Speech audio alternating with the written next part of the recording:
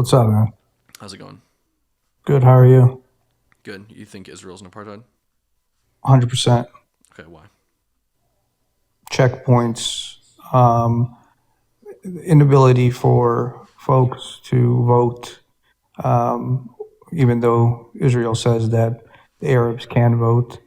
Lack of humanitarian support, designated checkpoints throughout areas under the guise of national security.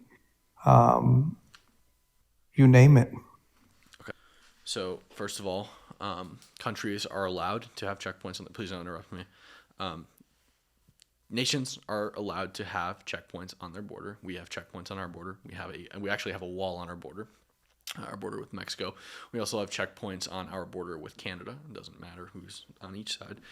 We police our borders in the West Bank per the Oslo Accords.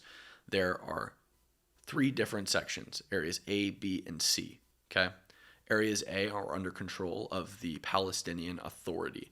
The functional government of those regions is the Palestinian Authority. Okay. In areas B, the Palestinian Authority has civil control, and they split security control with the IDF.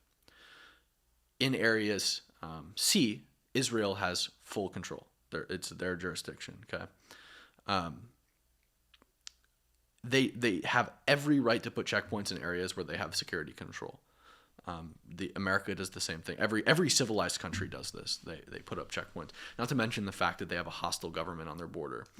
I mean, not necessarily a hostile government, but a hostile people.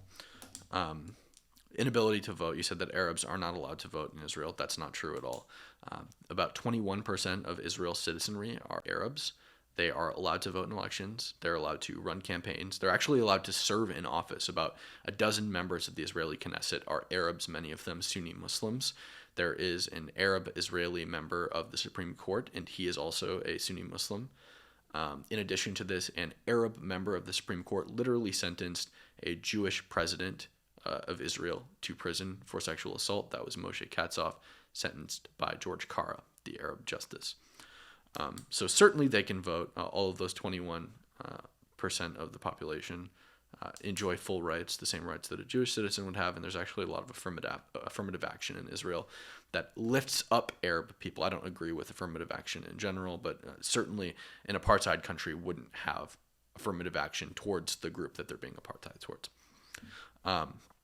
You said Israel is not allowing Palestinians to have humanitarian aid. They absolutely are. There's more food aid going into Gaza now than there was before the war.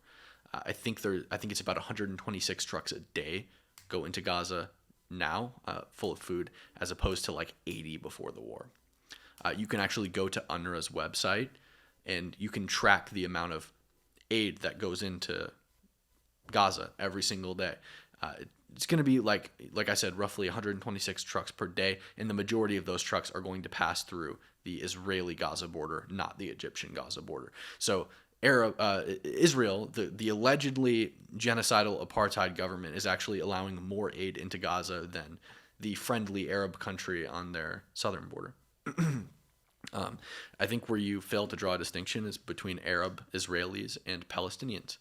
Why might Palestinians be treated differently than Jewish Israelis or Arab Israelis? Well, because they're not Israelis. They have a separate national identity. Palestinian is not a race, and it is not an ethnicity. It is a nationality. If you are not a citizen of a country, you don't enjoy full rights in that country. If a Mexican person comes here today and they hold Mexican citizenship, not American citizenship, they're not given the rights of an American in America. They're not allowed to do all the things that an American citizen are able to do. Same thing with a Canadian citizen if they came into America. They don't get to enjoy full rights in America. Same with a Palestinian in Israel. Of course, the Israeli government treats them differently than they would their own citizens. And yeah, Are they free to travel anywhere? Arab Israelis? Hmm. Yeah, of course they are. So there aren't specific locations, streets that Arabs cannot travel No, down. no, there isn't.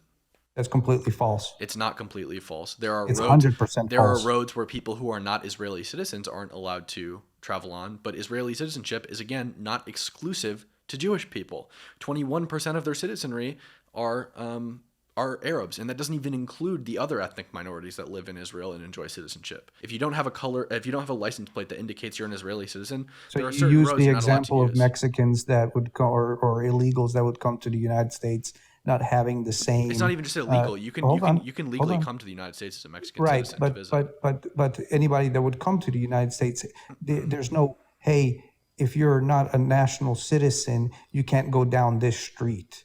That is definitely the case Sure, we don't in have that, Israel, but why might we not have that? So again, because what I Israel is said, an no, apartheid one state. second. That's why. What I said was that in the United States, like if you come here as a Mexican citizen, not an You American want my citizen, Cash App or do you want my real Zelle? quick, not finished. You're not getting the money. At least not for this case you've made so far. Nah, you're not. See, Not for this. If you can prove to me that it's an apartheid, then sure, but you haven't, and I you're just gonna did, bro. let me speak. So what I said was, if you come to the United States as a Mexican citizen, not an American citizen, you're not going to be treated the same by the government as an American citizen would, because you're not a citizen of the United States. Now, why might Israel go further than America in terms of treating people who are not nationals of their own country differently? Why might they? Imagine if the U.S. had Afghanistan on their southern border. Do you think that they might, treat foreign citizens a little bit differently if they had people What does it pouring in matter from if it's Afghanistan? Afghanistan or if it's Mexico? Because you're dealing with people in a hostile country. Okay, Gaza. Mexicans aren't hostile. There's not That's why I mega said, oh my God, drug that listen to cartels what I say and very closely. MS-13. I'm You're gonna not say it making even sense. slower this time. Listen to what I say. Oh, I've heard exactly Imagine what if you the said. You're United States, disillusioned. instead of Mexico, had You're Afghanistan. disillusioned. Okay. Imagine if the United States, instead of Mexico, had Afghanistan on their border, like maybe a couple years ago while we were still at war with them, right?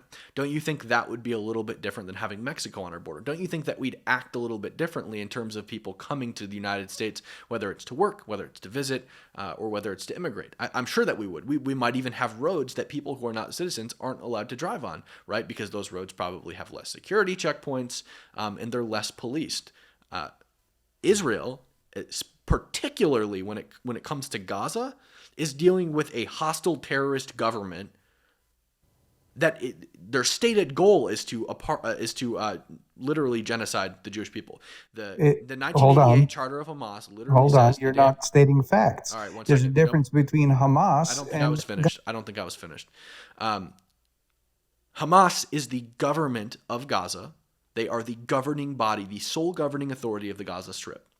Okay, so you are dealing with a hostile government in Gaza. Okay, a hostile government in Gaza whose stated goal is to kill all Jews.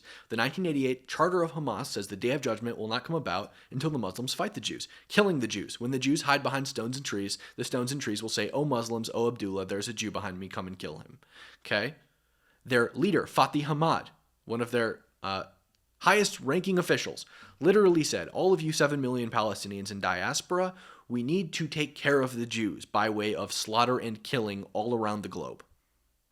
They are dealing with a regime on their southern border that wants to eradicate them based on their ethnicity. Of course, they police their borders differently. Of course, they deal with security in their own country differently than we would with Mexico or Canada. Of course they do.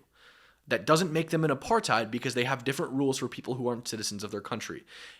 Apartheid is a form of racial segregation, okay? There's no racial segregation in Israel because Arab Israelis, are genetically and racially the exact same as Palestinians. There's no difference except one is a national of the Palestinian Authority or Hamas, the Gaza Strip or the West Bank, and the other is a national of the Israeli government. Other than that, there is no difference. They're genetically the same.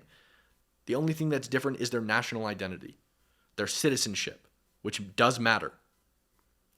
Go ahead. so because of someone's citizenship, you can or cannot allow them to travel Yep, freely, for sure. You and that don't have a happens in right to travel America. freely in a country to And which that you don't happens in have America. citizenship. Does that happen anywhere else I didn't say it in the does happen world? in America, but I think it would be justified if we had Afghanistan on our border for sure. Hey, you owe me I $1,000. don't. That doesn't make it apartheid. It's not racial segregation. It is It's racial. differential It's treat. racial. No, it's not racial because again, It's religious Palestinians. segregation. No, it's not. It's not religious segregation because Israel literally has Muslims in their Congress. Okay, Dude, there's not racial you're segregation or religious segregation, and they're not racially segregating people because all of those religious people in their parliament are all Arabs, right? you know who you sound like? Who? So during the 1960s and even before then, when we had segregation between whites and blacks, Sure. right?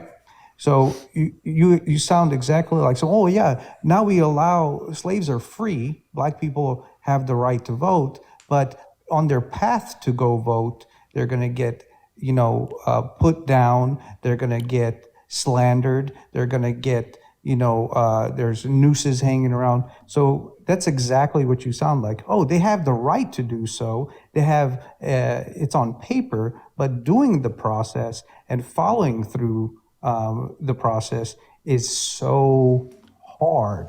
Okay. And So it's it's not. It's not. systematically, First of all, it's it's not. you Second of all, do Arabs in Israel have to drink from separate water fountains than Jewish people? it's exactly similar, Oplan. Say that again. Do Jewish and Arab people, citizens of Israel, Jewish and Arab Israeli citizens, do they drink from separate water fountains? Do they drink? They don't even get water to drink. That's So not true. The Arab Israelis absolutely have water to drink. This illustrates to me exactly how little you know about this issue. You're talking about people in you're Gaza disillusioned, not my getting friend. humanitarian aid, but do you think that Arabs don't live in Greater Israel, like where there's not bombing campaigns happening? There's Christians that are getting slaughtered Holy shit, you don't know anything. by This is brutal. by All the right, we're Jews. bringing up the next guest. Uh-huh. This is like Exactly. really Send me a sad. thousand. I'm not sending you anything. So he said they don't get food, they don't get water or food. Um, Clearly talking about people in Gaza when there's actually more humanitarian food and water aid going into Gaza now than ever before. Um, but I was asking him about Arab Israeli citizens. Do Arab Israelis and Jewish Israelis drink from separate water fountains? He was reminiscing about, there was a time where Americans were racially segregated, and I think some instances of people serving in Congress that were black during that segregation. So you're just like those people. You're just like those people. Do Arab Israelis and Jewish Israelis drink from separate water fountains? No, they drink from the same water fountains. Do they eat at different restaurants? No, not mandated by law, at least. I assume that there's probably going to be some culinary differences in their culture, so maybe that could cause them to stray towards different places to eat. But they're not racially segregated by law to eat at different places. Their cultures might just drive them to different places. Are they forced to do literally anything separate? No.